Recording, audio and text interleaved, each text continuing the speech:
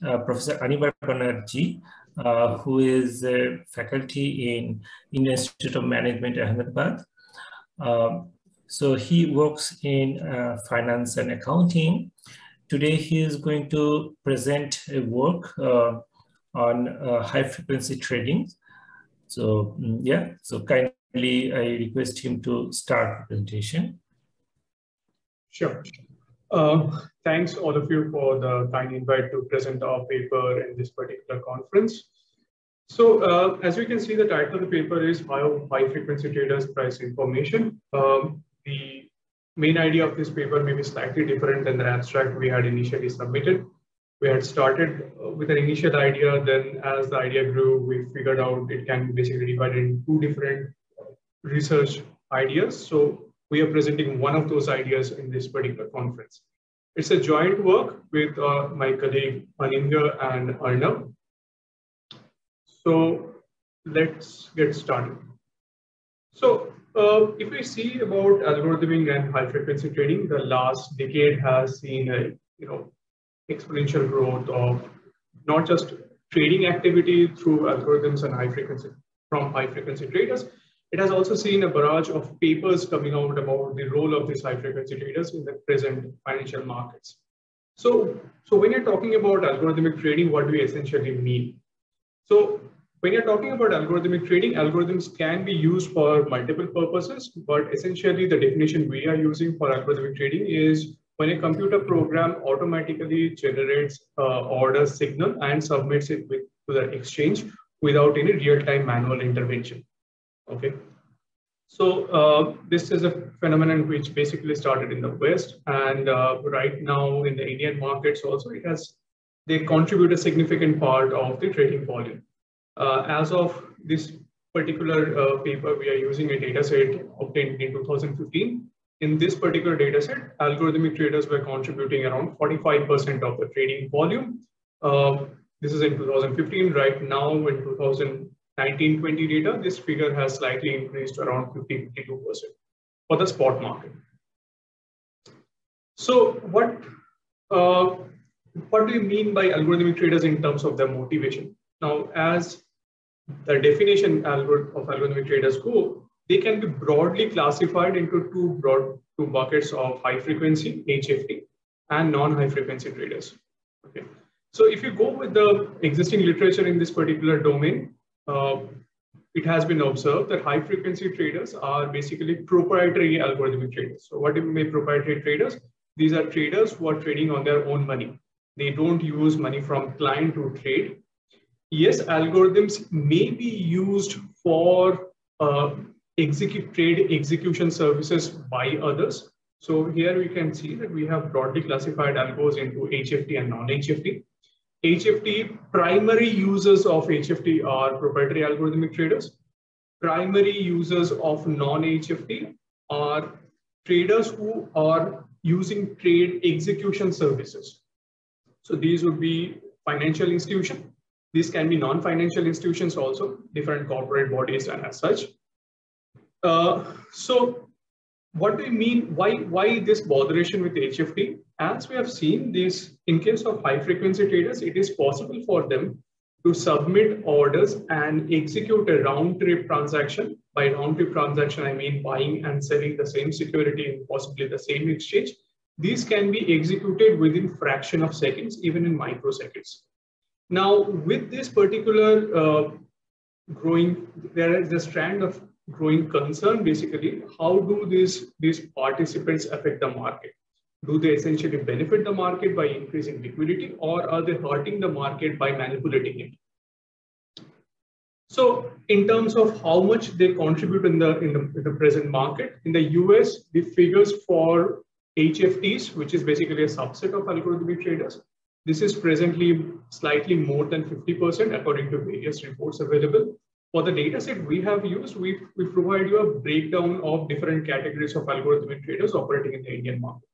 As we can see, algos here contribute around 42%. Non-algos for our data set contribute around 57%. Out of this 42%, in terms of traded volume, proprietary algorithmic traders, who we classify as HFTs, they contribute around 13%. Now, this figure of 13% may not seem very high, but we have to also understand that the same group of traders also are responsible for the bulk of the order message that the exchange receives. For the same data set that we are using here, these HFTs contribute close to 80% of the order messages that the exchange receives. Okay. Now, let's try to summarize what we already know about HFT. So we know that this trend of algorithmic trading has basically taken off post-financial crisis, and this has been in general associated with improved liquidity in the market. They seem to have taken up the baton of the modern market makers. They seem to provide liquidity to both sides of the limit order book, both on the buy and sell side.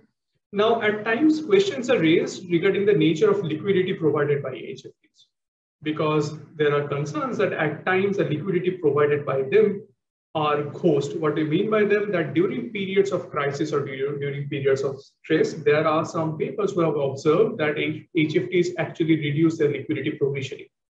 Now, that remains an area where we don't see a consensus. We see a debate among researchers with various evidences.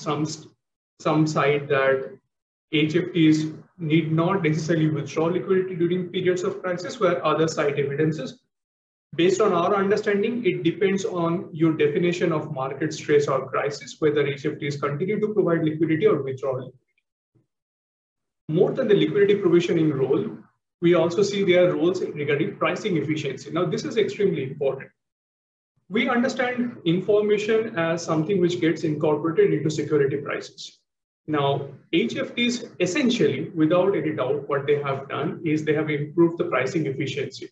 They speed up the rate at which information, primarily public information, gets adjusted into security prices. Okay, there's a multiple literature, as mentioned over here, who have found the similar evidences. It has also been observed that HFTs improve pricing efficiency by trading in the direction of permanent price changes and trading in the opposite direction to temporary mispricing, which basically again improves the pricing efficiency or results in traded prices reflecting available information in a faster way. The area we are most concerned is what is the nature of this information that HFTs are using. What has been observed in the literature so far is that HFT trading is very closely related to public information. So when you're talking about public information in terms of macroeconomic announcement, corporate disclosures, HFTs seem to be the first one to capture that information and trade on that information so they get assimilated faster into prices. Their role regarding private information is not very clear, which is also intuitive, because if HFTs search for private information, that search is costly for them in terms of time, which would slow their algorithms down. So it is possibly very intuitive that HFTs would be reacting faster to public information and not so much in case of private information. So what we are interested in this particular paper is we want to decompose this information into stock-specific and market-wide components. It has been observed that HFTs react very fast to any sort of macroeconomic announcement, which is basically a market-wide information, but we are not so sure about private stock-specific information. So unless there is a disclosure by the company, we are not sure how HFTs react to that. So this idea of decomposing information into public and private, that too specific to HFTs, is, in our view, possibly the best contribution of this, most important contribution of this paper. We do not come across any literature which does a similar attempt per se. Now, when we're talking about information, this raises a little bit of a problem in sense of how do we estimate information? Because information is something that is difficult to capture per se. So ex ante information is not available to us. So instead what we do is we use ex post measure. So there is a measure proposed by Chodia and Subramaniam in 2002 initially in the paper, and then there's a revised version in 2004 where they talk about order imbalance. Now, order imbalance can rise due to different reasons. Okay. In an intermediated market where there's a market maker, This order imbalance can rise because of the inventory pressure of the market maker and also on available information. If we now change the context from an intermediated market to a completely limit order driven market, as is the case for India, information is likely to be the primary source of order imbalance. Now, how do we measure order imbalance? In a particular period, we look at all the trades which were initiated by buyers. We look at all the trades which were initiated by sellers. Say, for example, in a particular period, there is positive information in the market for a particular security. Most of the trades in that period are likely to be generated or initiated by buyers. So we should find in that particular period, there are more buyer-initiated trades compared to seller-initiated trades. Now, this order imbalance measure basically captures this particular difference between buyer-initiated trades and seller-initiated trades. So we use the standard definitions of order imbalance, which is typically in terms of the number of trades. So our first definition of order imbalance is OIB num, which basically looks at the number of buyer-initiated trades in a particular period of time minus the seller-initiated trades, scaled by the total number of trades. As such, this order imbalance number, so OIB num as we defined, takes up a value of within the range of -1 to +1. -1 indicating that all trades in that particular period were generated or were initiated by sellers, and +1 indicating all the trades were initiated by buyers. There is a similar definition available where instead of using the number of trades, we can use the value of trades, but these two measures are highly correlated. In this particular presentation, we are showing you only the definitions using the first one, where you look at the number of trades. Similar results were obtained when we had used the second definition as well. Now, benefit of using order imbalance as a proxy for information is that it can be split for different kinds of traders. So what we do is that we look at in a particular period, the trades which were buyer initiated, the trades which are seller initiated, and these traders were essentially HFTs. As such, this aggregate order imbalance measure, this can be split into category of HFT and non-HFT. We are most concerned about the information content for the HFTs, which is basically defined as OHFT over here, which is basically the buyer-initiated HFT trades minus the seller-initiated HFT trades scaled by the total number of trades in that particular period. Now, in terms of data set, we use a data set available from the National Stock Exchange of India. NSE is one of the largest stock exchanges in the world in terms of traded value, especially in case of derivatives. The selection of stocks, this was relatively tricky. So what we have done is that we have taken the stocks which are also permitted to be traded in derivative securities. So this gives us a list of around 166 companies. The choice of these companies is primarily motivated by liquidity concerns. So not all companies are permitted to be traded in derivatives. The one with largest market cap and highest available liquidity are also permitted. So we use this availability of derivatives as a proxy for liquidity per se. This gives us around 166 companies. We use one calendar year of data, which is for the year 2015, which has around 246 trading days. Now, essentially, what are you doing? So the relationship between order imbalance and returns is very well established in the literature. We are not looking into that particular trade. We are more interested in the order imbalance due to HFTs and aggregate returns. How are these two related? If HFTs trade on information, their information content should be positively associated with market returns. Now, there are certain papers which have explored that avenue as well for individual stocks. Now, as an anecdotal evidence, we also see that not only for individual stocks, even if you're looking for co-movement of returns and co-movement of information, even these two seem to be related. So this is just a plot of security returns across these 246 trading days. What we have done over here is that return is basically return on the aggregate index. Okay, so we have created an index using all these available companies' data.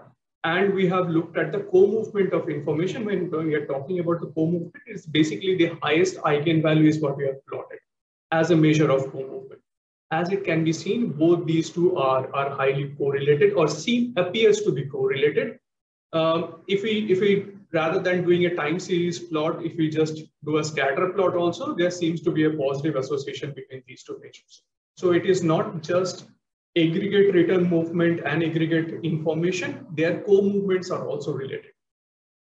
What we attempt to do is basically do some sort of a study where we look at individual stock returns and look at the HFT specific information.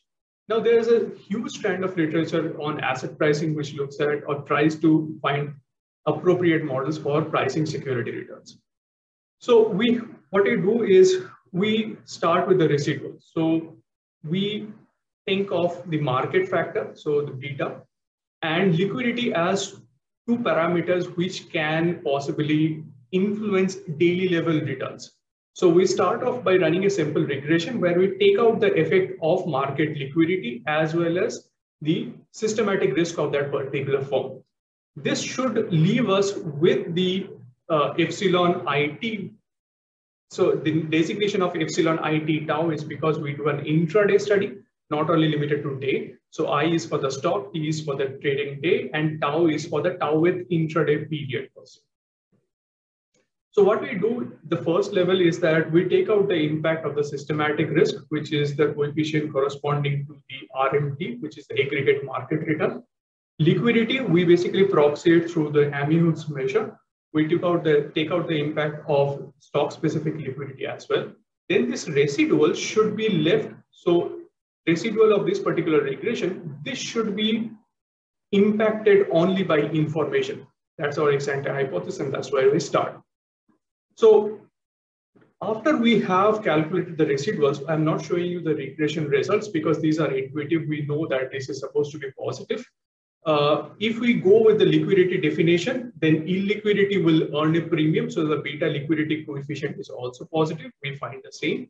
After taking out the impact, we obtain the residuals and we standardize these residuals because there are residuals across firms. So as such, rather than using the absolute value, we run the following models on the normalized residuals.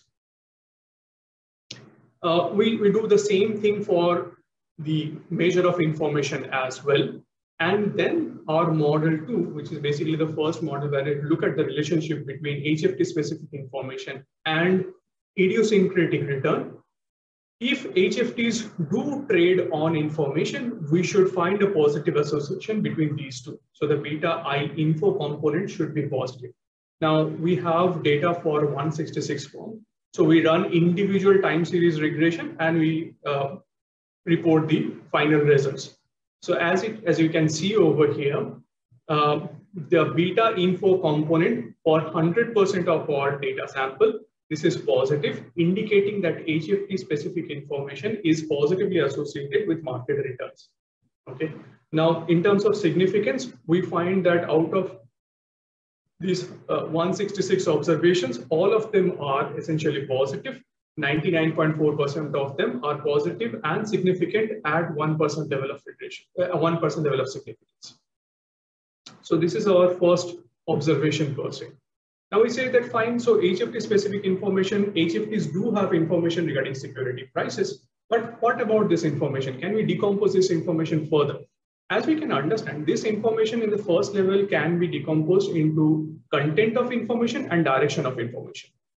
So what you're saying is, this is just an illustration of the beta coefficient, just to indicate we are showing you this is not ordered per se, this is ordered based on the beta coefficients obtained for different stocks.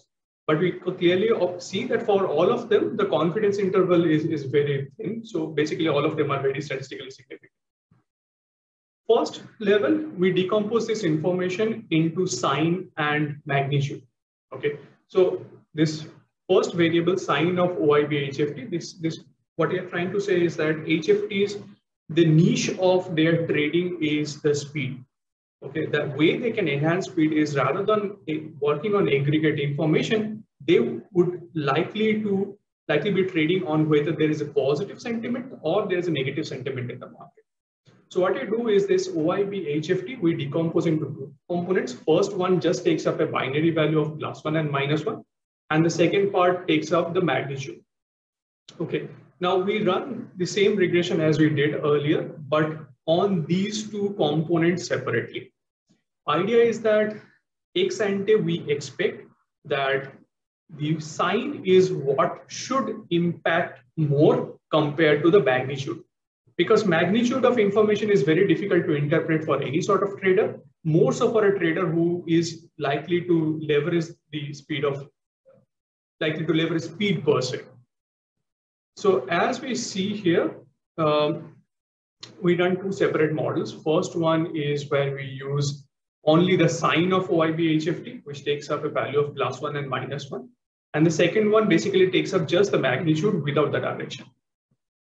So for model 3, which uses just the sign of information, we see that it gives me a result which is very similar to what we found earlier. The beta sign is positive. It is significant in all cases, and it is significant, positive and significant for 98.19% of the cases.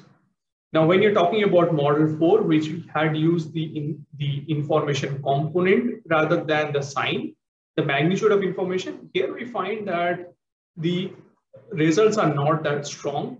Though 53% of them were positive, only 6% of them are positive and significant. None of them are negative and significant.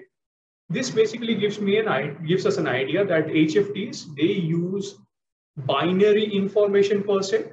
In a particular period, they are more likely to trade based on whether the information is just positive or negative, rather than going out and searching for the detail of the information content or the magnitude of the information content.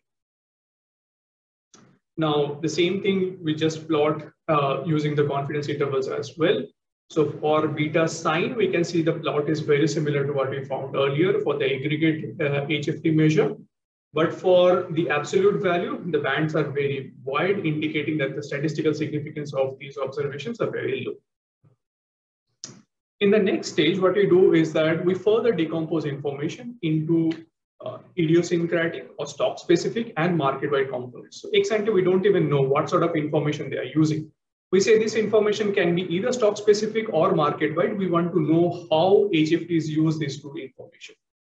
Now, this way of decomposing, for this we use a single factor model. So the coefficient corresponding to the first, so we run a basic factor analysis, and the first factor that we use as market-wide information. The intuition behind doing this is if HFTs are using market-wide information to price individual securities, then they are likely to take similar position across different securities, and as such, the individual security co-movements are likely to be correlated. As such, if we are running a factor model, this should be getting captured in the first factor as such, and the residual is basically the idiosyncratic component. So what we do is now we run the regression using a simple model where we split the aggregate OIB HFT specific information into stock specific and idiosyncratic components, where the beta SS, this should capture the impact of stock specific information, and beta MW should capture the depth of market-wide information. So in model 5, we find both of these two are positive, okay, indicating that HFTs use both stock specific and market-wide information for pricing securities. This is true, not just positive, but also positive and significance almost at the same level. Now, this still one question remains regarding what happens in case of extreme price movements. In case of to capture these extreme price movements or periods of stress per se, what we do is we look at the individual stock returns and consider only the period of returns where these returns were extremely high or extremely low. Now, in order to do this classification, for each stock, we rank all of these individual periods with their returns and only consider the period of returns which was in the top 10 percentile and the bottom 10 percentile for individual stocks. Okay, we run the same regression, but on the subset of data which belong to either the top 10 percentile or the bottom 10 percentile of returns for each stock separately again. Now, when we run this particular model here, we find something a little different. In this case, we find that the stock specific component, it is not, the significance is much lower. It is not significant in all cases. Only in 43% of the cases it is significant. In case of market wide, it is 68. Okay. Now, though we find that it is true, but what about the degree of importance? So in order to capture that, what is more important? Is stock specific information more important, or is market wide information more important? So what we do is we plot the ratio of these two. We plot the ratio of stock specific beta and market wide beta for individual stocks. In the first case, so this left hand side panel is for the entire sample, and the right hand side panel is for only the extreme price movement periods. So on the left hand side, we see there is a cluster, but this cluster is essentially on the right hand side of 1. This basically indicates that this particular ratio is more than 1 in most cases. Though the 1 value is not very clearly observable in this particular axis, but it is true. On the other case, when you're talking about the extreme price movement situations, here we find that it is slightly different. We don't find that many extreme values to the right side. Rather, most of them are clustered around the value of 1, indicating that during periods of crisis or during periods of extreme price movements, these two components are not necessarily dominating each other. There seems to be a parity between these two. Now, to basically conclude, our conclusion is basically our key findings per se. So we find that HFT specific information is positively associated with market returns, indicating that HFTs do trade on information. We also find that the direction of information seems to be much more important to them than the content of actual information. During normal market conditions, HFTs process both market-wide as well as idiosyncratic component. Those stock-specific information impacts returns relatively more than the market-wide component. But during the stress market conditions, there seems to be not exactly same. Both of them are still important, but dominance of one factor over the other relatively reduces. So that's it from my side. It's a very initial stage paper. So if there are any comments or questions, they are most welcome. Thank you very much, Anirban. Any question, any remark from audience? Please go ahead.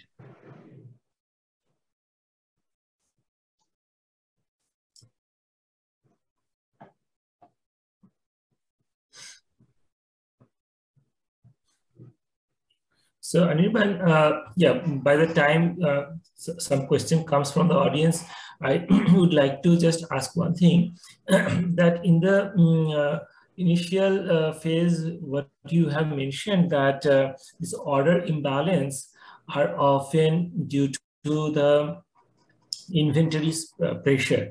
So I mean, I'm not much, expert in this language. Could you please explain what does it mean? So in the context of an intermediated market where there is a market maker or specialist available in the market. So this idea of order imbalance was pitched long back when in most of these US markets, we used to have a specialist or a market maker whose responsibility was to provide quotes on both sides. So the way they would be providing these quotes would not only depend on information, but would also depend on how much inventory they are holding for a particular stock, because their fiduciary responsibility was to provide quotes. So if their inventory increased or decreased drastically, they would change the spread or they would initiate certain trades in a different way. But in the context, so in that case, order imbalance can generate from two sources. One is information and second is due to inventory pressure. But in a limit order driven market, no, there is no market maker per se. Okay, there are only limit order participants who are submitting their own orders, and this, if my order matches with someone else's, it would result in a trade. In such a condition, if we still find order imbalance, we are saying that because there is no fundamental market maker in these cases, it is order imbalance is more likely to be influenced just from pure information, and it makes our choice of using order imbalance as a proxy for exposed information easier.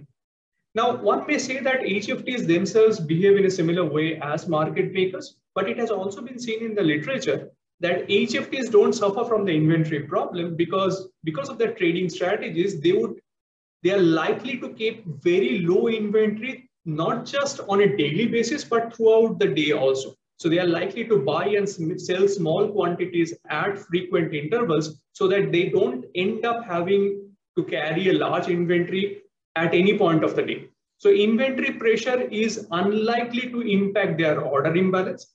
If we find order imbalance, it is likely coming from information only.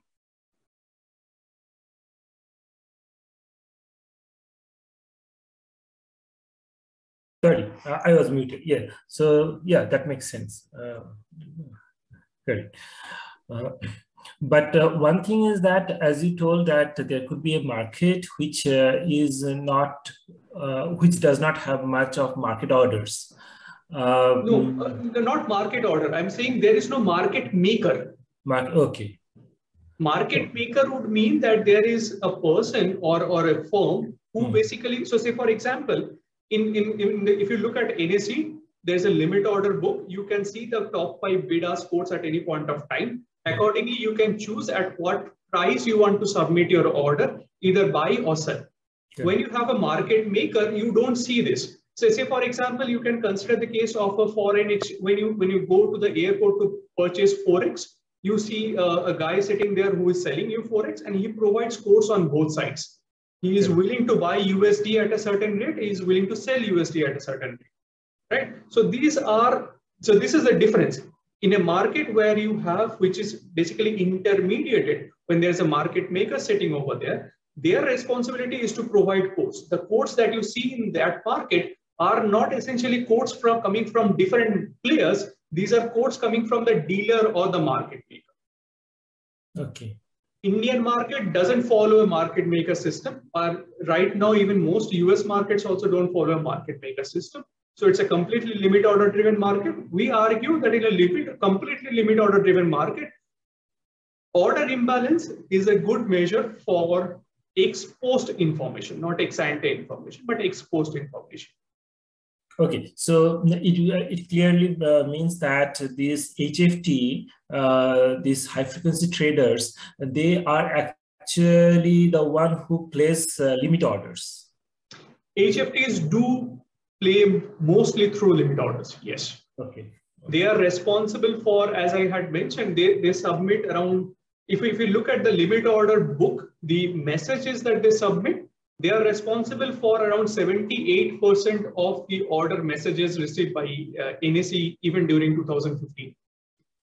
Okay, from HFT. From HFTs, yes. Okay. Okay. Okay. Thank you very much. Okay. Sure. So I think there's a few other questions. Yes, absolutely. Ritu has a raised hand. Please unmute yourself and ask. Yes, hi. So this is Ritu Parna. And my understanding is that you are doing a regression for the same period. So at one point of time, you were looking at the order imbalance, and the same point of time, you're looking at the return. Yes. Would it not be more meaningful to look at the return for the next period and regress that? Because you're trying to establish a cause. Yes, I understand. So let me explain how this will work. So we are saying, say, for example, let's consider a 5-minute interval between 9:20 and 9:25.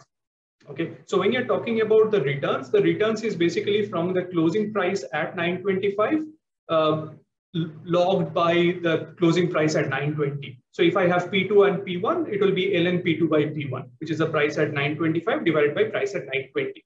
When you're talking about order imbalance, it may seem it is coming from the same period, but we are essentially saying that it is the information coming at B2. So return is basically which gets accumulated at the end of the period. Order imbalance, the way it is captured is throughout the period. So look at all the trades that are coming in within that particular period of time, which is likely to be econometrically correlated with the returns. If you are looking at one period ahead, so if you are looking at, say, in our case, we are looking at 5-minute intervals. These time periods that we have constructed, even 1 minute and 5 minutes we have looked at. So in this particular case, if we are going less than that, if you're taking 1 minute prior, HFT specific information is likely to be reflected very fast. So instead, if you are taking one period prior order imbalance, these two are likely to be correlated, correlation of order imbalance at say 9:25 to 9:30 and 9:20 to 9:25. In our view, it is prudent to use the correlation or the order imbalance in the same period rather than in the past period. We just have to understand that returns are accumulated at end of period and order imbalance is basically getting calculated from within the period. And you are saying that the reaction is almost instantaneous for the HFTs? Yes, especially for HFTs, it has been observed that the reaction is almost instantaneous. Okay, thanks. It would have been better for us if we could have done this exercise for even lower frequencies. But the problem in that case is the loss of data, because not all of these stocks trade at very fine margins or very close intervals.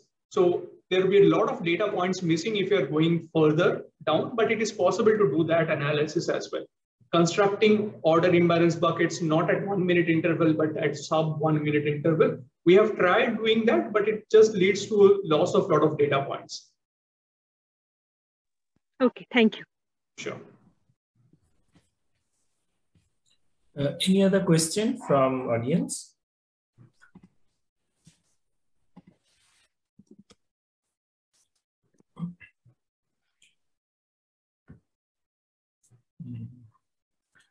Okay, there are no other questions. So let us thank the speaker again. Thank you for letting us present our paper. Anindya was supposed to present this one, but due to some emergency, he couldn't do it, so he had to step in. But thank you again for giving us this opportunity. We'll certainly like to use the feedback we have received over here. Thank you.